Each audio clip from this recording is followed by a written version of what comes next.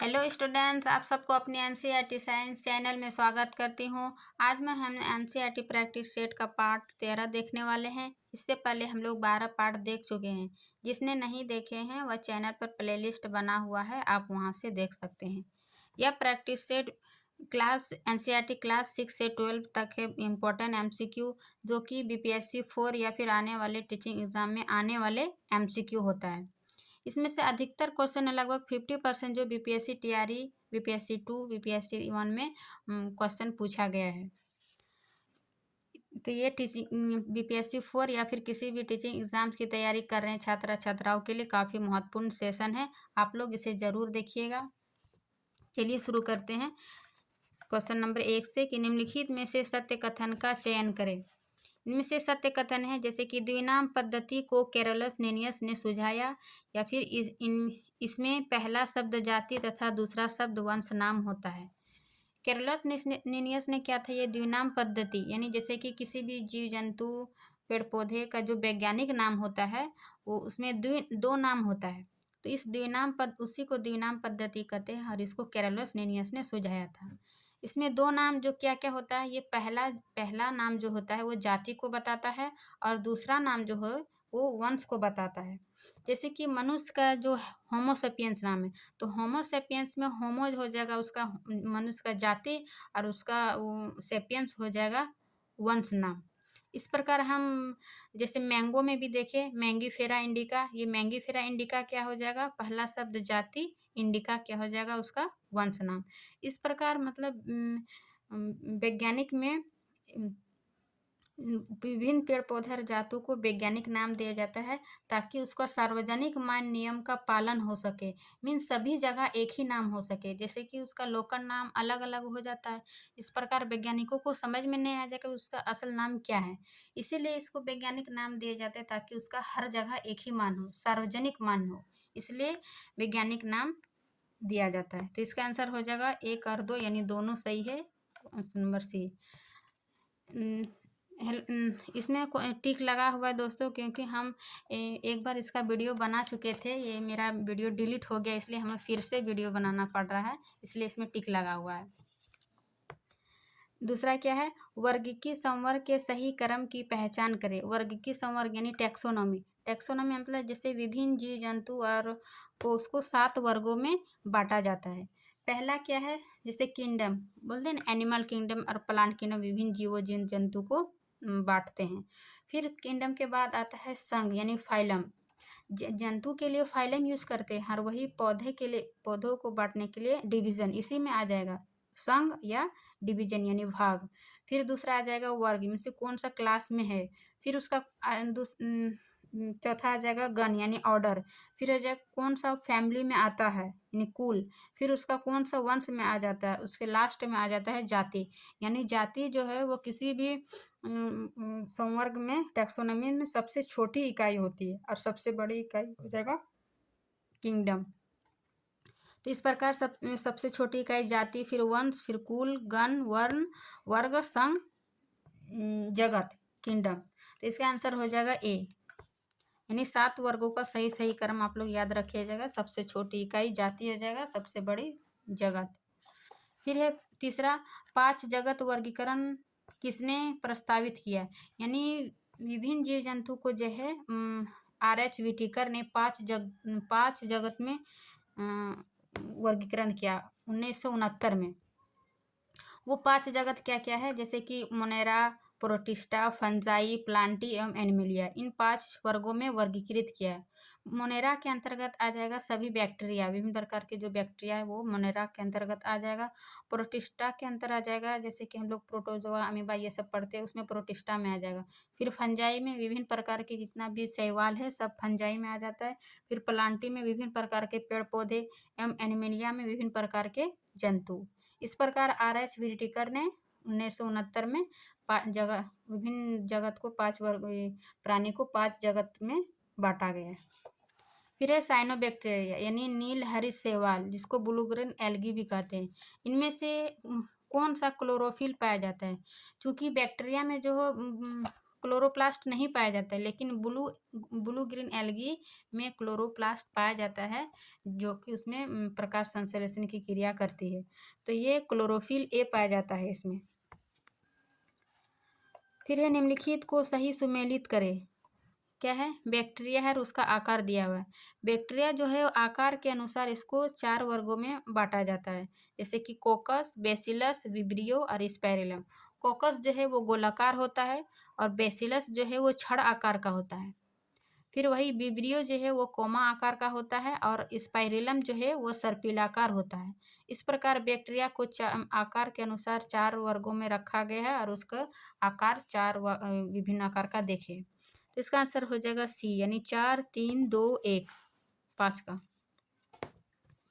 फिर है छठा, पादप जगत का जल स्तर कहा जाता है। देखिए, पादप जगत को 5 वर्गों में बांटा जाता है। जैसे सबसे पहले एल्गी आ जाता है, फिर दूसरा ब्रायोफाइट, मतलब विकास के अनुसार क्या सब एल्गी में क्या उसका बॉडी थैलस के अनुसार, फिर थोड़ा थोड़ा पत्ती जड़ में विभाजित हुआ तो ब्रायोफाइट, फिर उससे थोड़ा सा विकास हुआ तो टेरिडोफाइट, यानी जड़ पत्ता ये सब में विभाजित हो गया, छोटा छोटा पौधा भी की तरह दिखने लगा तो ये टेरिडोफाइट। फिर टेरिडोफाइट के बाद आया जिम्नोस्पर्म, जिम्नोस्पर्म के बाद आया एंजियोस्पर्म। जिम्नोस्पर्म में तो बीज और फल जाने लगा, लेकिन इसमें नेकेड बीज पाया जाता है, इसमें बीच में कवर नहीं किया हुआ था। फिर है एंजियोस्पर्म, एंजियोस्पर्म में एक विकसित पेड़ पौधा, मतलब फल फूल विकसित प्लांट आ जाए, जिसको एंजियोस्पर्म कहा जाए। तो इसके पादप जगत का जल स्तर किसको कहा, यानी जल स्तर जो जल में भी पाया जाएगा और स्थल में भी पाया जाता है। तो इसका आंसर हो जाएगा ब्रायोफाइट, क्योंकि ब्रायोफाइट जो है जल में भी पाया जाता है और स्थल में भी, लेकिन ये जो जनन के लिए यानी रिप्रोडक्शन के लिए जल पर निर्भर करता है ब्रायोफाइट, इसलिए इसको जल स्तर भी कहते हैं। जैसे कि जंतु में हम देखें मेढक, मेढक को क्या कहते हैं? उभयचर, यानी ये जल में भी रहते हैं और स्थल में भी रहते हैं, तो उसको क्या कहते हैं? उभयचर जंतु। इस प्रकार हम पादप में ब्रायोफाइट को उभयचर पादप कह सकते हैं या फिर जल स्तर कह सकते हैं। फिर है सातवां, टेरिडोफाइट के संबंध में औसत्य कथन क्या है? जैसे ब्रायोफाइट के बाद क्या आया? टेरिडोफाइट। तो टेरिडोफाइट क्या है? यह ठंडे, गीले एवं छायादार स्थानों पर पाए जाते हैं, बिल्कुल सही है। इनमें संवहन ऊतक, जाइलम तथा फ्लोएम नहीं होते हैं। ये क्या है? ये अधिकांश सजावटी पौधे के रूप में उगते हैं, या फिर इसमें हॉर्सटेल तथा फर्न टेरिडोफाइट के उदाहरण हैं। टेरिडोफाइट जो है ये विकसित पौधा हो गया, जिसमें जड़, तना, पत्ती मिलने लगा। तो जब जड़, तना, पत्ती मिलने लगा तो इसमें जाइलम तथा फ्लोएम भी मिलने लगा। तो यहाँ बोल रहे हैं जाइलम और फ्लोएम नहीं है, तो इसका औसत्य कथन इसका यही हो जाएगा। इसमें संवहन ऊतक, जाइलम तथा फ्लोएम भी विकसित हो जाता है टेरिडोफाइट में। और ये स्थल का मतलब सबसे पहला विकसित प्लांट है टेरिडोफाइट। और इसमें हॉर्सटेल तथा फर्न ये टेरिडोफाइट का ही उदाहरण है।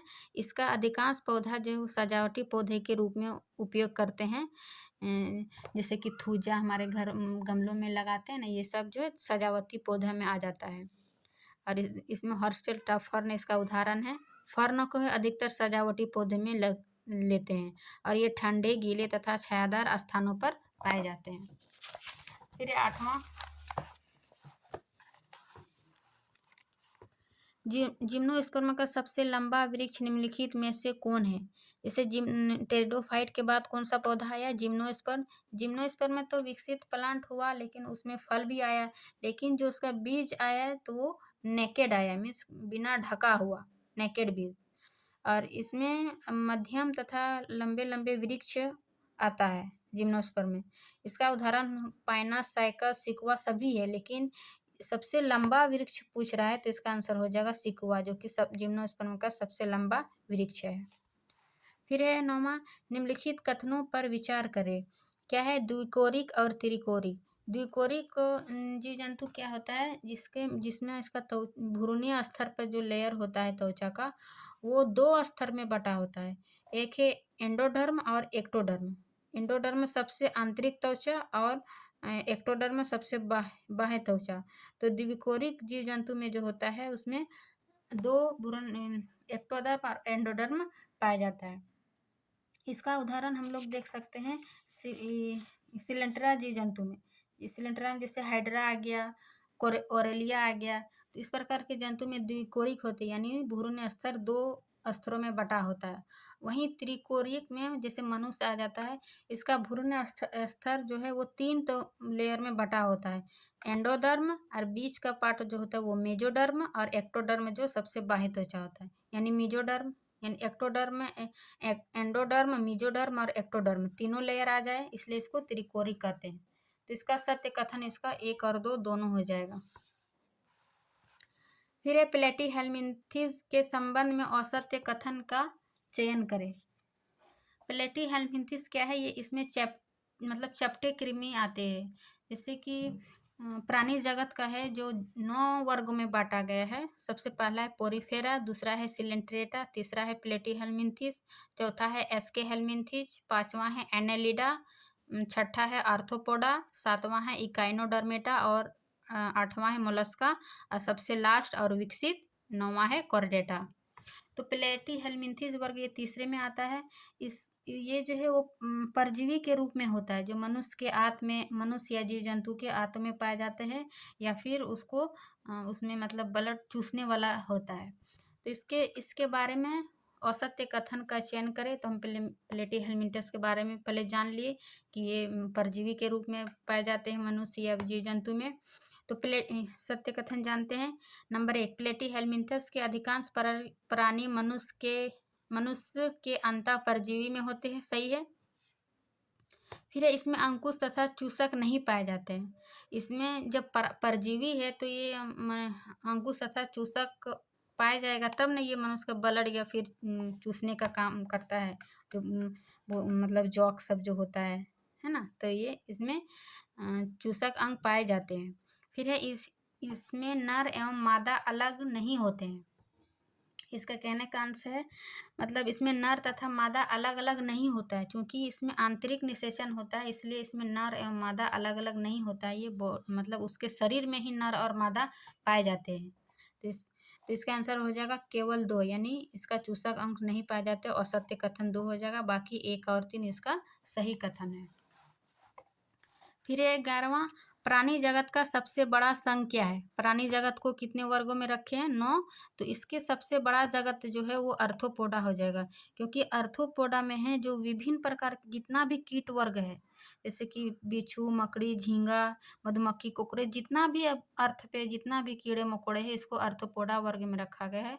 और ये प्राणी जगत का सबसे बड़ा है, जिसमें कि 2/3 प्राणी इस जगत के अंतर्गत आता है, इसीलिए सबसे बड़ा अर्थोपोडा हो जाएगा।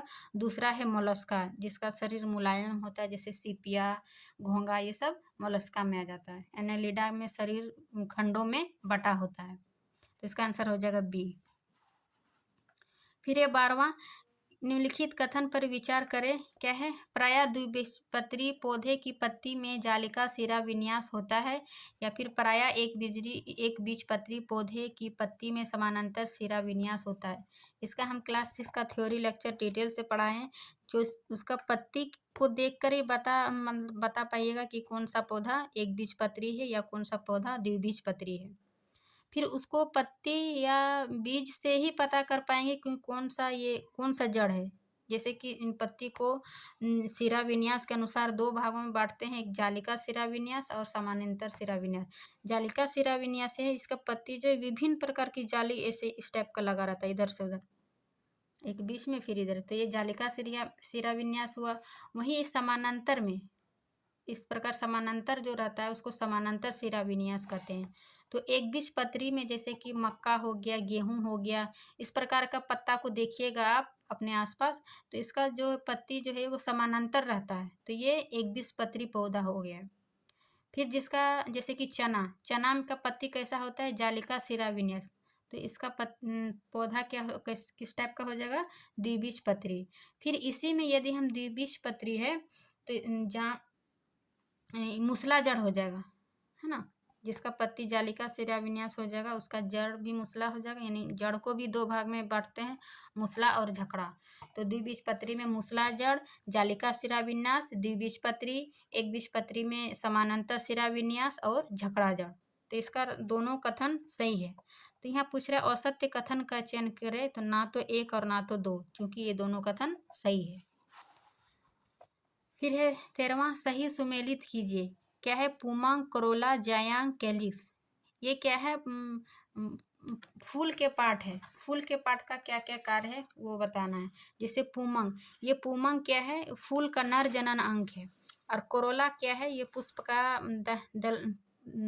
पंखुड़ी जिसको बोलते हैं। ये विभिन्न रंगों का होता है, लाल, पीला, गुलाबी, ये सब होता है ना फूलों का रंग। तो ये करोला की ही वजह से होता है, यानी उसका पंखुड़ी की वजह से। ये क्या करते हैं? ये परागकण के लिए कीटों को आकर्षित करते हैं। विभिन्न रंग का जो है वो आकर्षित करता है। और जयांग जो है पुष्प का मादा जनन अंग है। कैलिक्स जो है वो पुष्प के सबसे बाहरी चक्र में होता है, जिसको बाह्यदल भी कहते हैं, और यह हरे रंग का होता है। तो इसका आंसर हो जाएगा 4, 1, 3, 2 यानी बी नंबर।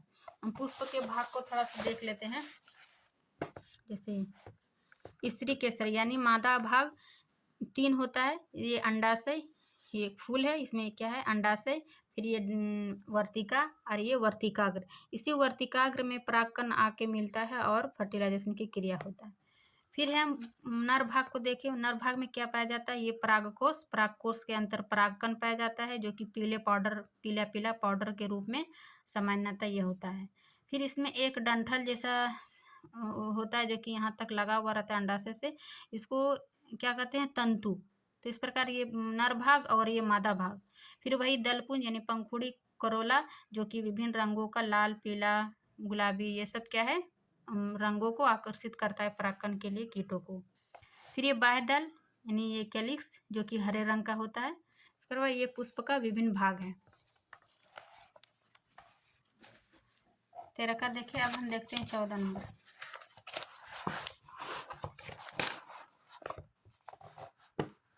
क्या है? द्वार कोशिका के संबंध में सत्य कथन का चयन करें। द्वार कोशिका क्या है? ये पत्तियों में जो क्लोरोफिल पाया जाता है उसमें छोटे छोटे छिद्र पाए जाते हैं, जिस छिद्र से वाष्पोर्जन की क्रिया या फिर ट्रांसपीरेशन की क्रिया होती है। तो ये रंध्र के आसपास, जैसे ये छोटा सा रंध्र है, इसके इस प्रकार की सेम के आकार की जो संरचना होती है, यही द्वार कोशिका यानी गॉड सेल, इसी को क्या कहते हैं? Guard cell. और इसमें जो है ये क्लोरोप्लास्ट पाया जाता है, जो कि क्लोरोप्लास्ट पाए जाने के कारण ही ना प्रकाश संश्लेषण की क्रिया होता है और ये अपना भोजन बनाता है। फिर ये सबसे भीतरी भाग हो गया रंध्र। उसके संरचना को गॉड सेल यानी द्वार कोशिका, उसमें क्लोरोप्लास्ट पाया जाता है। ये क्या करते हैं? दिन के समय रंध्र को खुलने का काम करता है ये गॉड सेल, क्योंकि दिन के समय सूर्य के प्रकाश में प्रकाश संश्लेषण की क्रिया होते है, क्योंकि इसमें क्लोरोप्लास्ट पाया जाता है। तो ये दिन के समय रंध्र खुलता है, और रात में क्या है होता है कि ये गॉड सेल चिपक जाता है, यानी ये रंध्र जो बंद हो जाता है, जिस कारण ये रात में प्रकाश संश्लेषण की क्रिया नहीं कर पाता है। तो इसी गॉड सेल के बारे में क्या कथन सत्य है कि ये रंध्र में पाए जाते हैं? बिल्कुल सही। इसमें क्लोरोप्लास्ट नहीं पाया जाता है। इसमें क्लोरोप्लास्ट पाया जाता है, जबकि यहाँ लिखा है नहीं पाया जाता है। फिर ये रंध्र के खुलने तथा बंद होने के क्रम को नियमित करता है। बिल्कुल सही। तो इसका आंसर हो जाएगा 1 और 3 सही है, बाकी इसमें क्लोरोप्लास्ट नहीं पाया जाता है। ये कथन 2 नंबर असत्य है। असत्य कथन पूछा है तो 1 और 3 यानी सी आंसर हो जाएगा इसका। फिर निम्नलिखित कथनों पर विचार करें। क्या है? मादा मेढक में वाक कोष पाया जाता है, यानी वोकल सेक। फिर नर मेढक के अग्रपाद की पहली अंगुली में मैथुनांग होता है। यानी हम सामान्यतः अपने आसपास देखते हैं, खास करके बरसात के दिनों में जो नर मेढक टर टर की जो आवाज़ निकलता है, यही नर मेढक होता है, क्योंकि उसमें वोकल सेक पाया जाता है, यानी वाक कोष पाया जाता है। तो यहाँ मादा मेढक दिया हुआ है, मादा मेढक में नहीं पाया जाता है, जबकि नर मेढक में वाक कोष पाया जाता है। और नर मेढक के ही अग्रपाद में, मतलब पैर के उंगली में, पहली उंगली में ये मैथुनांग की क्रिया होती है, यानी रिप्रोडक्शन की क्रिया होती है। तो इसका आंसर हो जाएगा केवल सत्य कथन केवल 2, क्योंकि ये नर में पाया जाएगा। नर मेढक ही टर टर आवाज निकाल के मादा मेढक को आकर्षित करता है। तो इसका आंसर हो जाएगा ए। फिर 16वां, किसकी कोशिका में कोशिका भित्ति नहीं होती है? कोशिका भित्ति नहीं होती है, सभी जानते हैं, माइकोप्लाज्मा। ये बीपीएससी टीआरई का क्वेश्चन है, और इसी क्वेश्चन में मतलब आयोग दुविधा में हम लोग को रख दिया माइकोप्लाज्म। जबकि बैक्टीरिया और नील हरित में कोशिका भित्ति होता है, लेकिन ये माइकोप्लाज्मा जो है ये प्लियोरोनोमिनिया, ये भी माइकोप्लाज्मा का ही पार्ट है, पीपीएलओ। तो इसका आंसर दोनों होना चाहिए, लेकिन आयोग भी माइकोप्लाज्मा माना गया और इस बुक में भी माइकोप्लाज्मा दिया हुआ है। यानी इस बुक से जो है एनसीईआरटी एमसी क्वेश्चन का जो ये सीरीज है, इसमें मैक्सिमम टीआरई 1, 2, 3 लगभग 50 से 60 क्वेश्चन लगभग बायोलॉजी में इस सेट से मिल जाता है। इस प्रकार ये सीरीज जो है आप लोग के लिए काफ़ी इंपॉर्टेंट है, एनसीईआरटी बेस्ड। तो इसका आंसर हो जाएगा माइकोप्लाज्मा। फिर एक कोशिका झिल्ली का उन्नत नमूना किसने प्रतिपादित किया, मतलब कोशिका झिल्ली की खोज किसने किया, तो इसका आंसर हो जाएगा सिंगर वो निकोलसन ने कोशिका झिल्ली की खोज की है। फिर कैमिलो गोल्जी बॉडी का खोज किया। रॉबर्ट ब्राउन ने केंद्रिका की खोज की है। इस प्रकार इसका आंसर हो जाएगा ए। फिर 18 है, लाइसोसोम किनके पाचन में सक्षम है।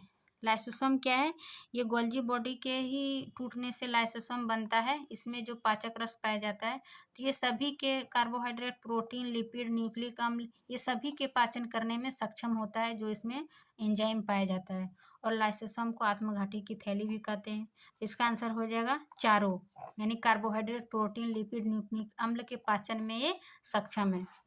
फिर है 19वां, निम्नलिखित में से कौन सही सुमेलित नहीं है। जैसे कि प्रकाश संश्लेषण के लिए आवश्यक क्या है, वर्णी लवक, या फिर खाद्य पदार्थ का संचय करते हैं अवर्णी लवक, या फिर पादपों में रंग के लिए उत्तरदायी हरित लवक। इनमें से क्या है, हरित लवक जो है हम सभी जानते हैं कि प्रकाश संश्लेषण के लिए आवश्यक है, क्योंकि इसमें क्लोरोफिल पाया जाता है पत्तियों में, जो प्रकाश संश्लेषण की क्रिया करती है। तो इस प्रकार इसका आंसर हो जाएगा, ये प्रकाश संश्लेषण के लिए आवश्यक हो जाएगा हरित लवक, और खाद्य पदार्थ का संचयन करते हैं अवर्णी लवक। फिर पादपों में रंग के लिए उत्तरदायी होता है वर्णी मीन्स रंग। ये पादपों के रंग के लिए, जैसे विभिन्न रंग होता है, पीला, लाल, ये सब पादपों में रंग का जो उत्तरदायी है वो वर्णी लवक हो जाएगा। अवर्णी लवक में है खाद्य पदार्थ को संचयन करते, जैसे तना का जो रूप होता है, जैसे आलू, हल्दी, ये सब खाद्य पदार्थ को संचय करता है। तो इसका अवर्णी लवक के कारण ये खाद्य पदार्थों का संचयन करते हैं। इस प्रकार इसका आंसर क्या पूछ रहा है, कौन सही सुमेलित नहीं है। तो 1 भी नहीं है और 3 भी नहीं है। इसका आंसर हो जाएगा 19 का ए, 1 और 3। बाकी ये 2 खाद्य पदार्थ का संचयन करते हैं अवर्णी लवक, ये सही है। फिर है 20वां और लास्ट आज का, निम्नलिखित में से किनमें केंद्रक नहीं पाया जाता है। केंद्रक किसमें नहीं पाया जाता है, जो हमारे आरबीसी है, यानी रक्ताणु कोशिका, उसमें केंद्रक नहीं पाया जाता है। तो ये मतलब मनुष्य में हो जाएगा। वही पेड़ पौधे में किसमें केंद्रक नहीं पाया जाएगा, तो हमारी संवहनी ऊतक जो है, जिसमें जाइलम और फ्लोएम होता है, जो जाइलम जल का परिवहन करता है और फ्लोएम भोजन का। तो उसमें जो जाइलम का पार्ट है, जाइलम और फ्लोएम में इसमें 4 पार्ट होता है। तो फ्लोएम का एक पार्ट है चालनी नलिका कोशिका, इसमें जो है वो केंद्रक नहीं पाया जाएगा। इस प्रकार इसका आंसर ए और बी दोनों हो जाएगा। मनुष्य में आरबीसी में केंद्रक नहीं पाया जाएगा, और पेड़ पौधे के फ्लोएम के जालनी नलिका कोशिका में केंद्रक नहीं पाया जाता है। तो ये थी आज की क्लास। वीडियो अच्छी लगी आप लोग को तो लाइक एंड सब्सक्राइब ज़रूर करें। ये आप लोग बीपीएससी 4 और आने वाले किसी भी टीचिंग एग्ज़ाम के लिए काफ़ी इम्पोर्टेंट है, आप लोग ज़रूर देखिएगा। थैंक यू, मिलते हैं नेक्स्ट क्लास में।